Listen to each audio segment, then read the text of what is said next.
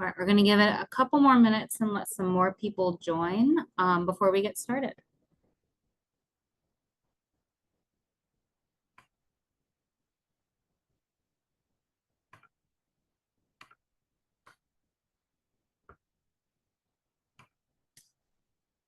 All right, good afternoon, everyone, and thank you for joining us today for National Jewelers Supplier Spotlight webinar series. Today's webinar is presented by GIA. Before I turn it over to GIA to get this webinar started, I want to let our attendees know that if they have a question, they can type it into the Zoom Q&A box. GIA will answer questions as they see fit throughout the webinar. We'd also recommend for today's session to turn your view onto speaker view to see David's very interesting videos today. Also, our session is being recorded and will be available on the National Jeweler website by this Friday. And now I will turn it over to GIA. All right, thank you very much, Emily. I am super excited to be here today to speak about the topic that I have at hand for us. So hello, everyone. My name is David Etheridge. I am one of the graduate jeweler instructors here at GIA.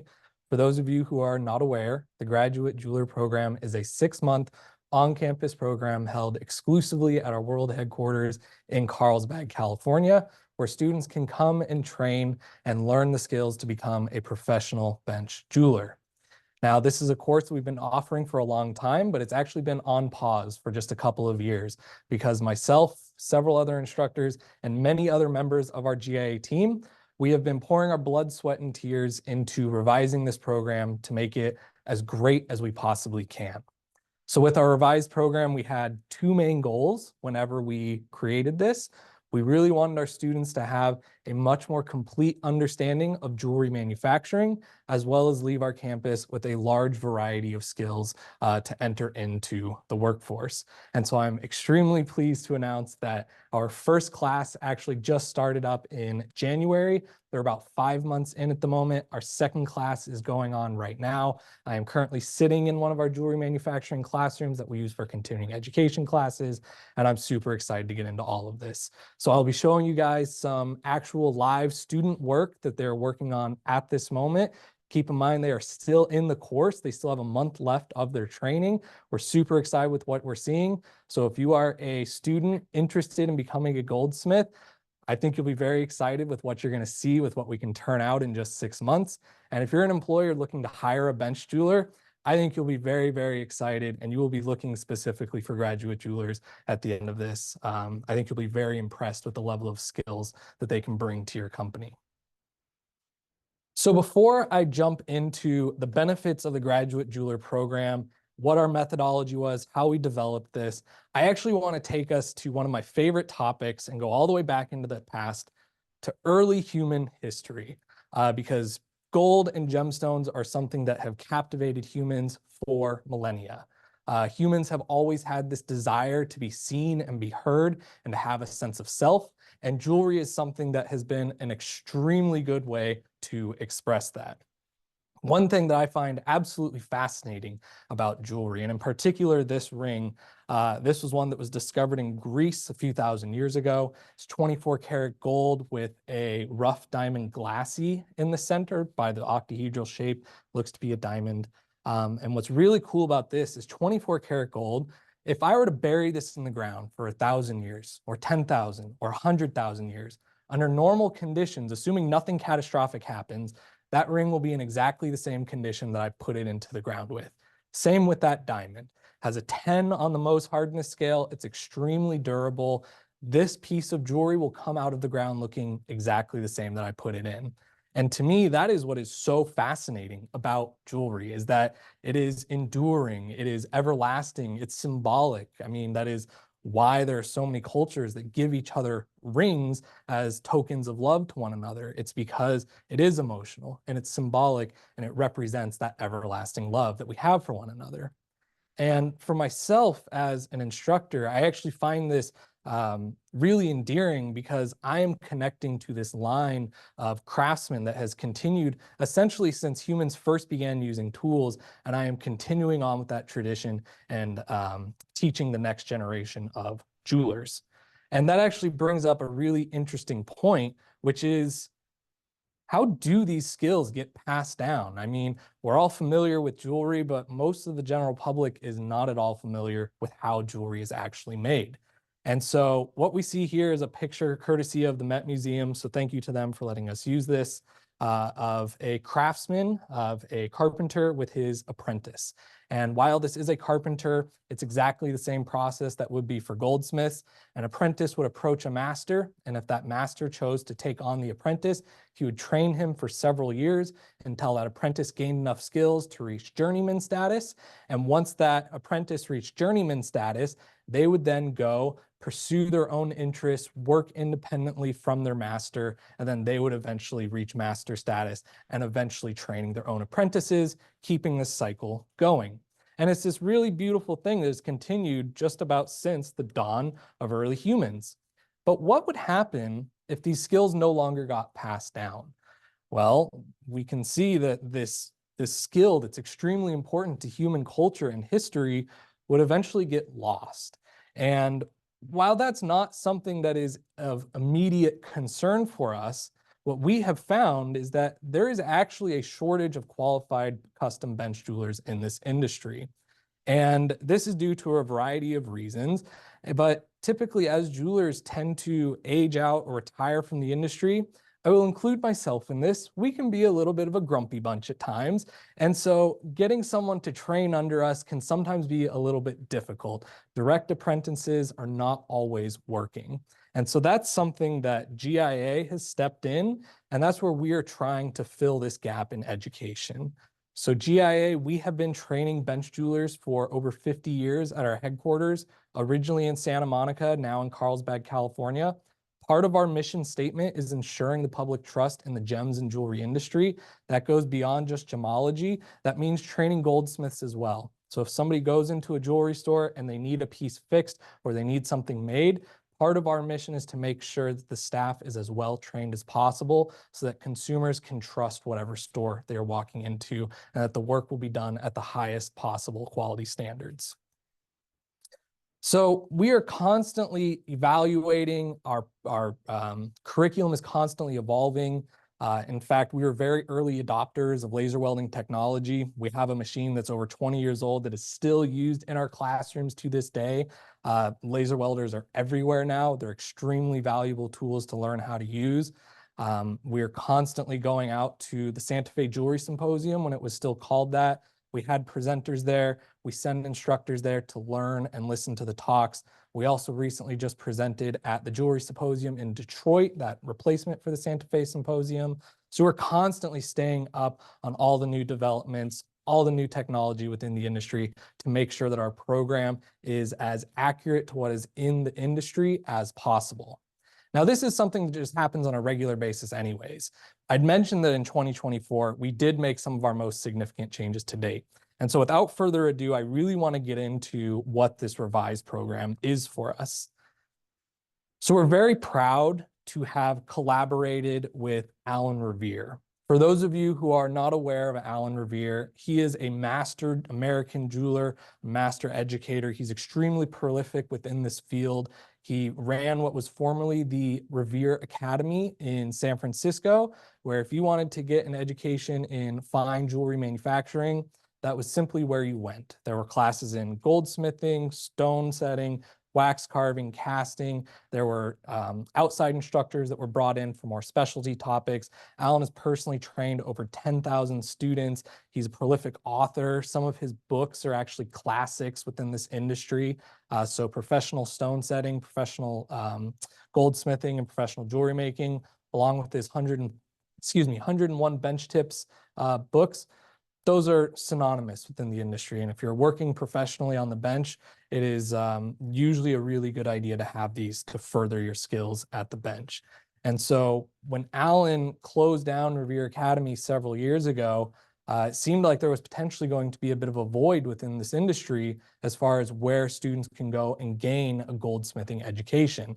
And so we found it was only natural to partner with Alan. And so I'm very, very proud to say that some of the projects from Alan's classic books have made it into our updated graduate jeweler curriculum. We have some of our current existing projects. We've developed all new projects for this curriculum. We really have a focus on the fundamentals of filing, soldering, fabrication, building on itself to have a very complete skill set whenever you leave our program. So a few of the things that make this program absolutely amazing in my mind, and yes, I admit I'm slightly biased because I am an instructor here, but each student in our classrooms, they come with their own, they sit down at their own bench. It's entirely their own. It's with modern state-of-the-art equipment. Every bench has a microscope on it. This is something that if you're looking to do extremely high-end work, working at a microscope, you're gonna have to get comfortable with it. And we are teaching you to work at these. But we also recognize that not all companies are going to have these microscopes available. There's a lot of mom and pop stores out there that maybe aren't able to get these microscopes. So we also teach more traditional magnification methods as well, such as loupes and optivisors that we're putting in our students' hands on day one. And this philosophy of having our students be adaptable with whatever situation gets thrown at them is really at the heart of this curriculum. We want our students to have a varied skill set. We want them to be able to be critical thinking problem solvers, which is absolutely necessary to be a professional goldsmith nowadays. Also, what's really cool about these is that every student, they get their own toolkit. We train you from the ground up. So it's actually assumed when you come into this curriculum that you don't have any hand skills whatsoever. Day one, we're telling you what your tools are named. We're telling you how to hold them, sit at your bench.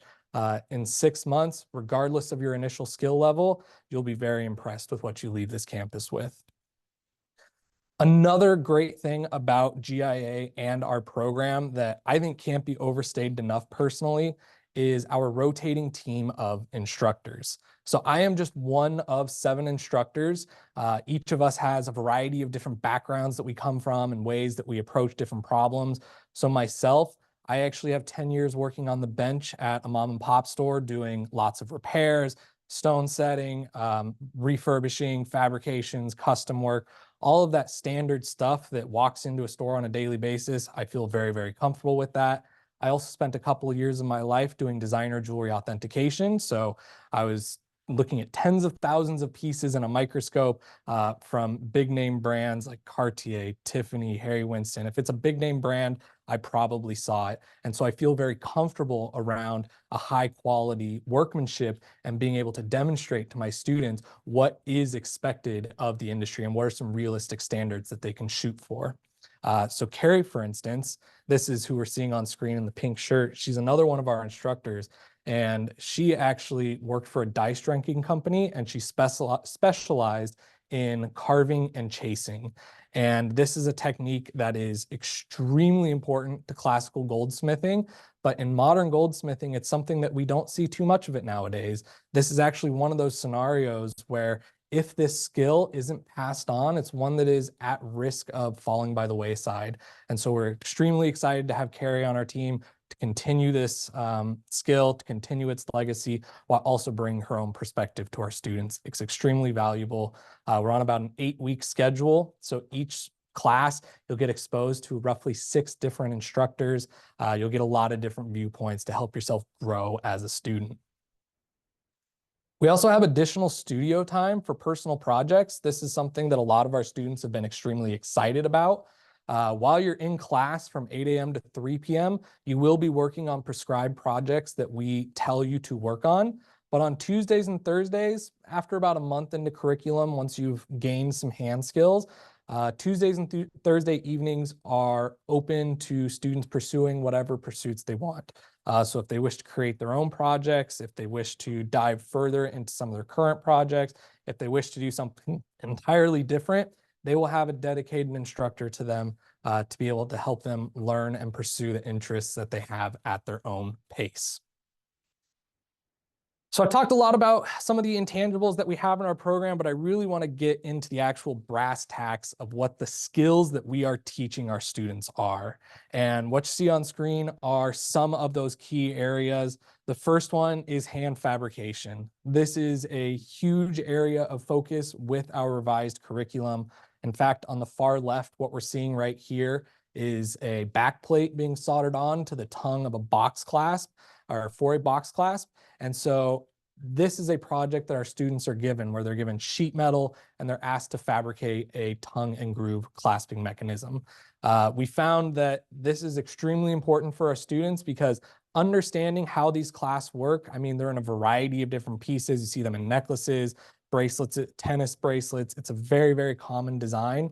Understanding how they work, being able to diagnose as you're manufacturing this piece, why isn't it clicking properly? Why is it not fitting together properly? Why is it loose?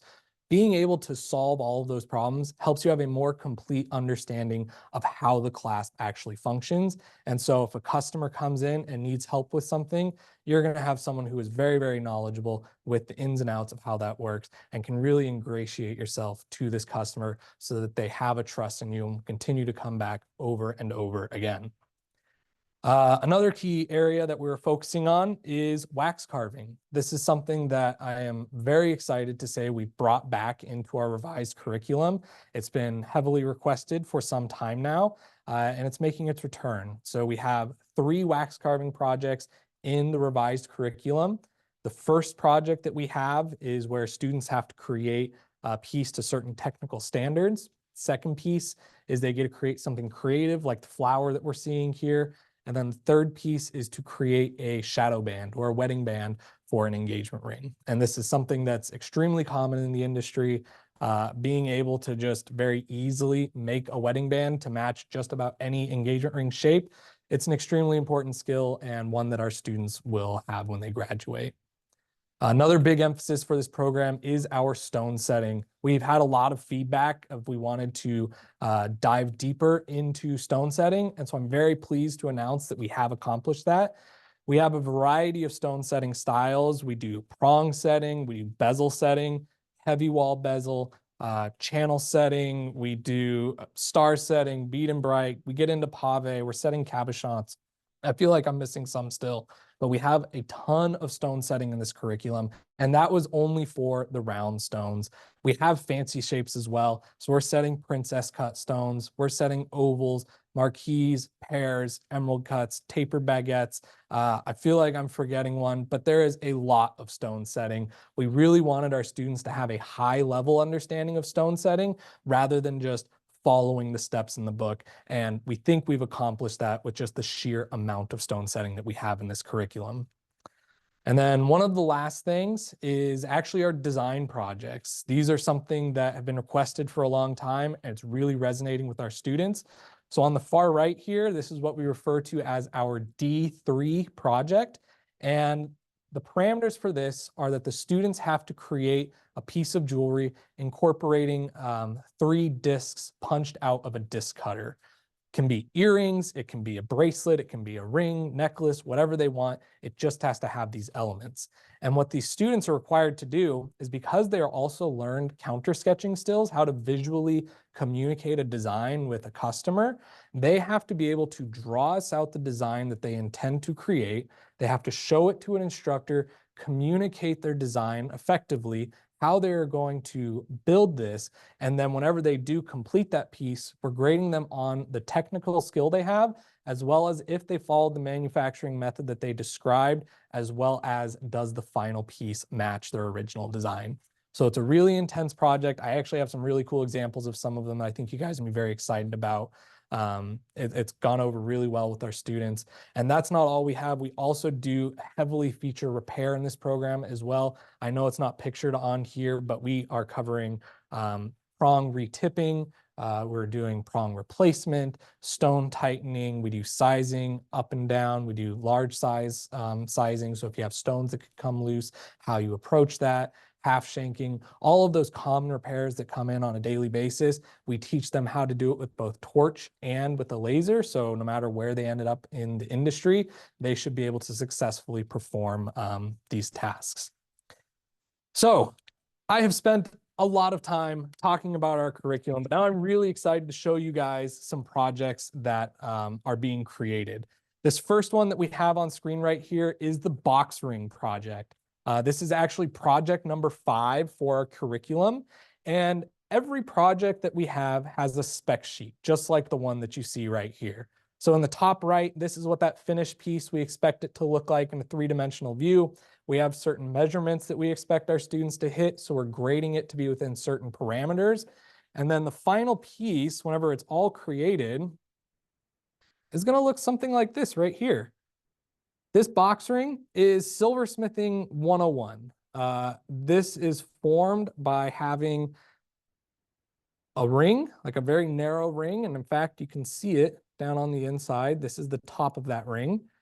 Then what we do is we take another strip of metal and we make a U-shaped strip and we attach it to the outside, connect them at the bottom with a little bit of solder. And then you attach some plates to the front and back side of this assembly. You cut out your finger hole, you file the sides, and you are left with this wonderful looking box ring.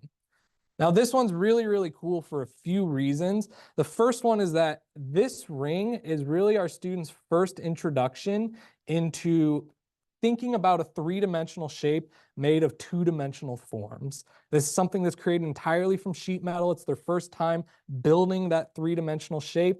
It's also their first time experiencing some really, really large solder seams. This is sterling silver. It requires a lot of heat for us to get that solder to flow. And so getting our students comfortable with using a large flame and getting such a large area of solder, of solder to flow, that's actually something that can be a little bit tricky for them starting out the first time. So there's a lot of really, really good concepts in this project. We're grading them on the finish of this piece. I've handled this one a ton of times, so this one is not the best at the moment. We're making sure that the top is nice and square. We don't want these angles to be off at all. We make sure these dimensions match. Really, there's a lot of key focus areas on this project that we are touching.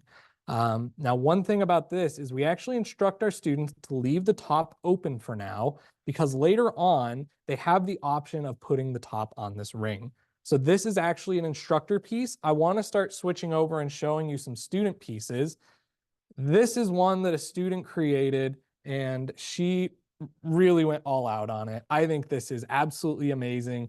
This student, she did a great job with her ring. She has a wonderful satin finish. It's symmetrical on the sides. This is about between 3 and 4 months experience, I want to say, that she had, but she soldered this top plate on. Because it's a hollow form, she would have had to open up the back of this. Otherwise, it has potential to build up some pressure during heating and blow up. That's no good. So she cut open the hole in the back to allow for cleaning and to allow some pressure to escape. She did all the layout on the top here. You can see she set some stones in the top and she did this wonderful engraving pattern. I mean, I'm so proud of this student. I think she did an awesome job. I really enjoyed working with her on this project. It was awesome seeing this come to fruition like this. So this is just one of our student projects. Another one that we have is one right here. This is just some basic chain making. This is a very, very early on project. This is creating a toggle bracelet. This one, our students start with nothing but wire. They have to form all of these links. I can't remember the exact number. I want to say it was around 40. But this is something where they learn to repeatedly solder over and over and over again, get very comfortable with their torch. We're analyzing every single jump ring on this and making sure they're soldered nice and shut together. We don't want any gaps. We don't want anything to potentially fall apart on a customer in the future. They created the figure 8s for this to attach the ends of the clasp. And then they also melted up some silver to create these balls to attach on the either end of the toggles. They learned the proper dimensions that they need for this to fit together properly, because if you have this too large of a bar, it's not going to fit properly. And right as I say that, my fingers are fumbling this guy. There we go. That was entirely on me. But if this bar was too big, it would be really hard to bend this and take it out of here. It'd be really hard to get this on. That hole needs to be the right size for it to accommodate that trigger. There's really a lot of subtle stuff in this project that I think this student did really, really well on. Let's see, what else do we have? We have some other really exciting things. We also have a box clasp here. This is one that I think is an absolutely amazing project. This is something that our students, it's functional. I was talking about it earlier, and I don't know if you guys can hear it. If I bring close to my microphone, can you hear it click? I don't know if it did or not. But basically, this is something that it's nice and tight. There's no looseness there. This back plate fits nice into that class. There's a good click. There's no gaps. It's just all around a really well-made piece. We have nice square corners on here. And this is something that our students fabricated entirely from these set of materials. They had a single piece of sheet metal and a tiny little piece of metal for the tab for their button.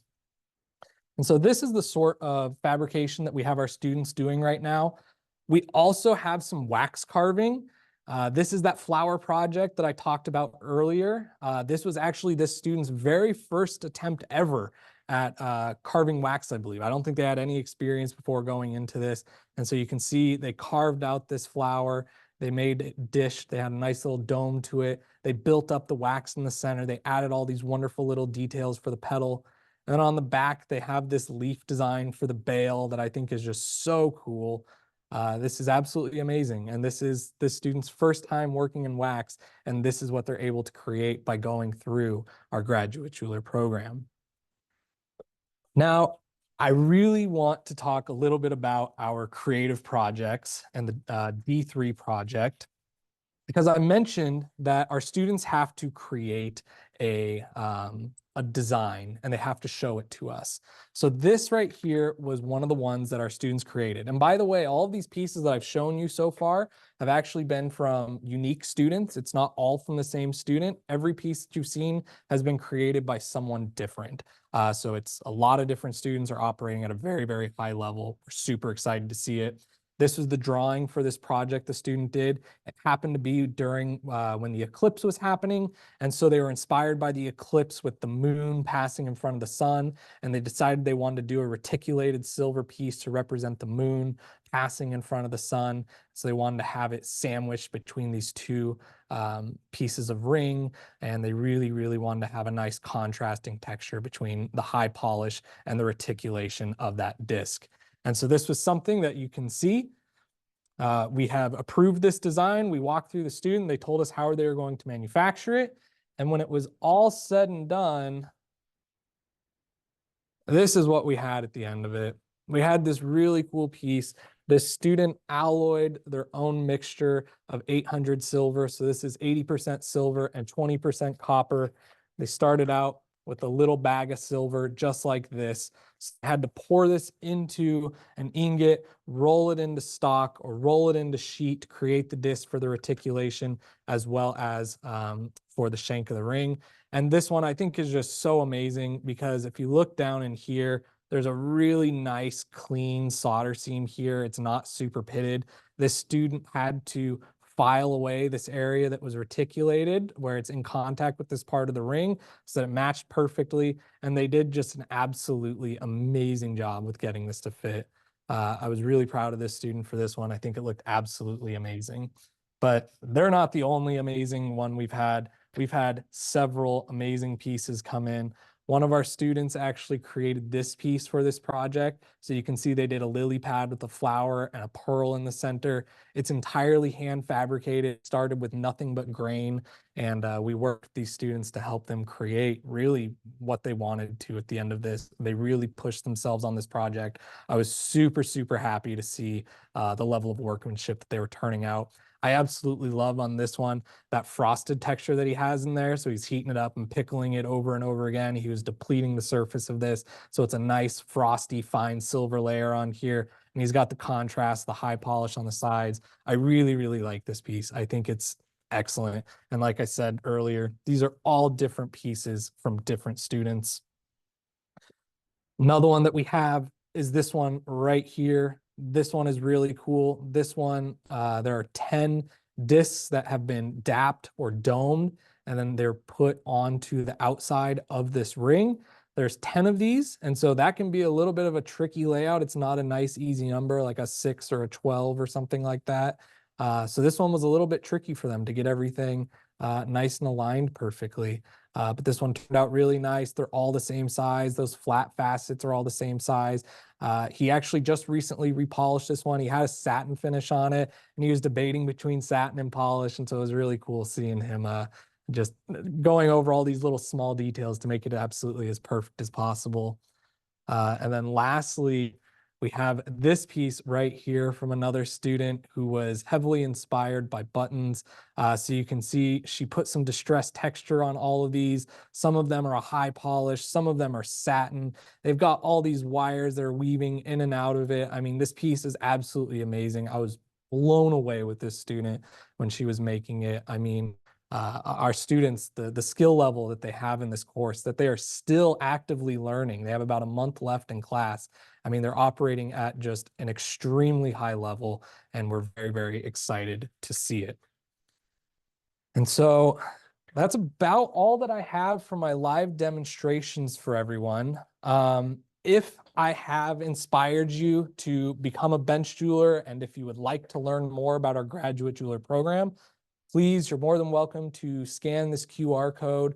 You're more than welcome to reach out to us, admissions@gia.edu. We have all sorts of financial assistance available in the form of scholarships. I was a former student for many years back. I was here on a scholarship. We are extremely generous. They're merit-based. I highly implore you guys to look into them. We also have traditional financial aid as well as veterans education benefits. We have a lot of students that are veterans and come here after the military. So please reach out to our financial aid team as well, and they'll be able to help you out with anything that you will need. And also, because this graduate jeweler program is exclusively on campus in Carlsbad, if you are curious what our campus looks like, we have this new feature on our website called the virtual tour. It is essentially walking through the halls, a day in the life of a student. It has testimonials from students, instructors, myself and Carrie, who we saw earlier, are on there. It's really just a great way to familiarize yourself with the campus and learn a bit more about GIA and what the student life is like. And then if you are looking to hire a potential graduate jeweler, please reach out to our career resources center, our Gem and Jewelry Career Center. This is not just for students, this is for employers as well. Please reach out to them at careerservices@gia.edu. Every single day we get students asking about employment opportunities, and so being able to connect them with potential employers is very important to us. Also, if you are a student or you're looking to find a position or change a position within the jewelry industry, again, please reach out to our Gem and Jewelry Career Center, where we can help match you with an employer that matches the career path of your choosing. And the very last thing I have for us is a little plug about our continuing education workshops and seminars. So these are offered through the GIA Alumni Collective. Don't let the name fool you. This is not just for alumni. Anyone can apply to them. So if listening to this presentation, you got really excited and you want to become a bench jeweler, but you're not sure exactly if it's going to be a right fit for you, the Introduction to Repair and Setting class is an excellent way just to get your hands on, see if this is something that you'd like doing on a daily basis. We also have a hand engraving fundamentals course taught right here in the class that I'm sitting in at this moment. Doug Hall is our senior instructor. He's an excellent engraver. It's an excellent class. Again, I'm biased. I'm an instructor, but I've taken it and I think it's absolutely amazing. And we also have a prep workshop for Jewelers of America. So they have a similar philosophy like GIA of ensuring the public trust in the jewelry industry. And so if you are looking to become certified through the only actual professional certification, I guess the only way to get professional certified is through the Jewelers of America. And so we are offering a prep workshop to basically train you for the beginner bench class. And I believe that's about all I have. We have other topics on there regarding gemology, jewelry forensics, all sorts of topics. You can scan the QR code to learn more. And that is about all that I have for today. So thank you very much for listening. And if there are any questions, I would love to answer them right now.